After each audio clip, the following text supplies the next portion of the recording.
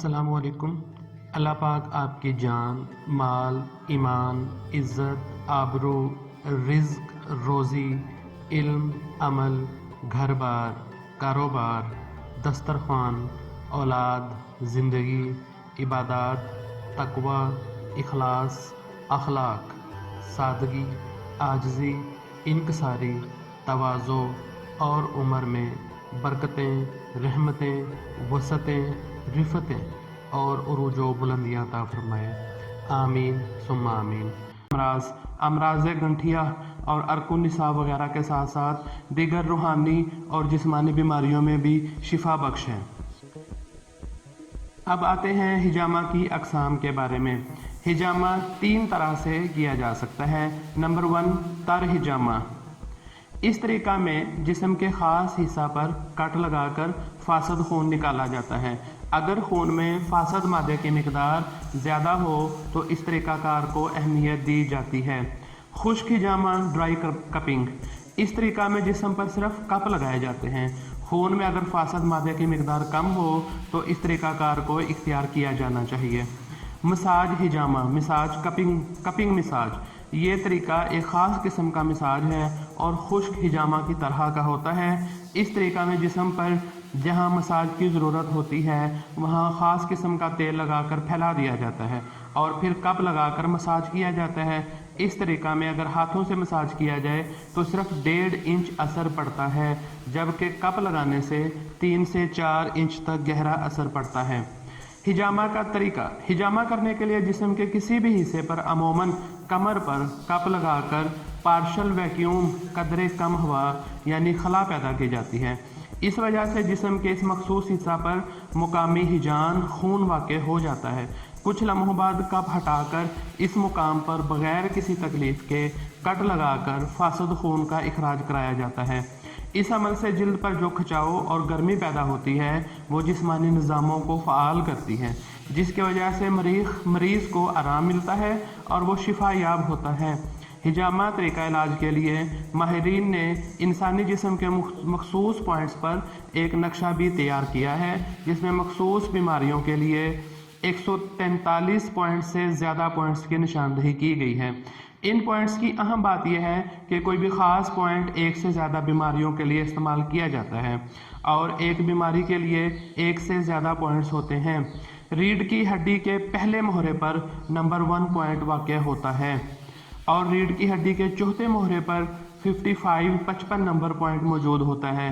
ان 2 points پر نبی کریم صلی اللہ علیہ وآلہ وسلم نے کئی مرتبہ حجامہ لگوایا تھا اور انہی 2 جگہ پر حجامہ لگوانے کا فائدہ مند اور پسندیدہ علاج قرار دیا گیا ہے۔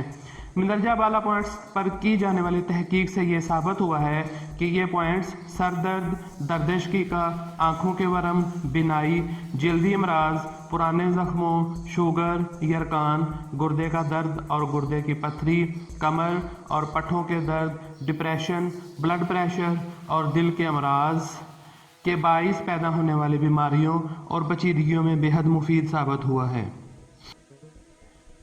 حجامہ کے فوائد۔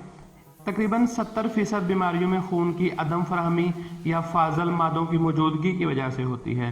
حجامہ کرانے سے جلد کو ہی نہیں بلکہ عضلات کو بھی حرکت ملتی ہے، جس سے جلد اور خون میں موجود زہریلے مادوں کا اخراج ہوتا ہے اور جسم میں دوران خون میں بھی بہتری آتی ہے۔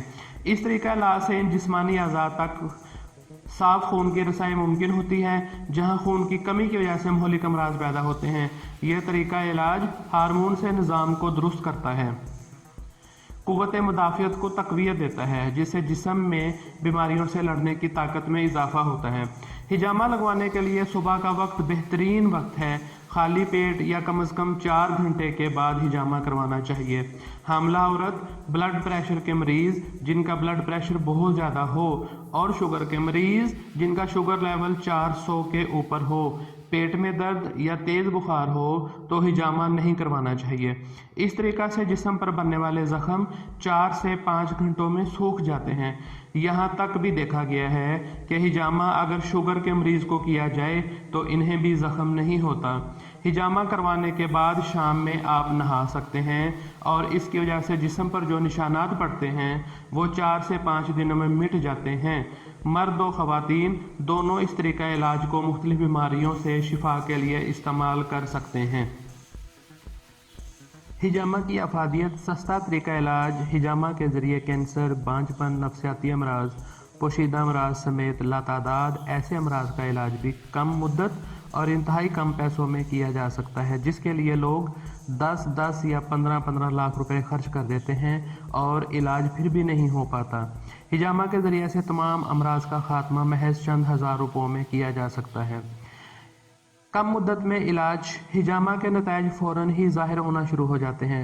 आमतौर पर अगर किसी को कोई बीमारी नहीं है और वो सुन्नत नबवी सल्लल्लाहु अलैहि वसल्लम के तौर पर हिजामा करवाता है तो हिजामा चंद मिनटों में ही वो खुद को हल्का फुल्का महसूस करने लगता है।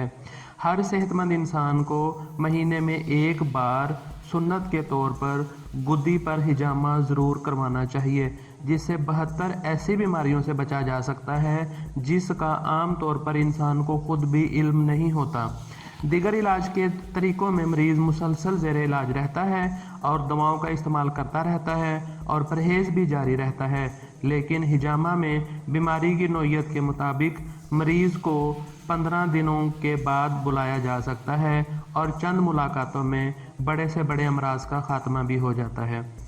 चूँकि हिजामा में कप लगाने से पहले कप लगाए जाने वाले मुकाम पर हल्की हल्की खराशें लगाई जाती हैं ताकि वहां से खून की बूंद बाहर आ सके, इसलिए आम तौर पर लोग समझते हैं कि ये एक तकलीफ देह अमल होगा, जबकि हकीकत में ऐसा बिल्कुल नहीं होता।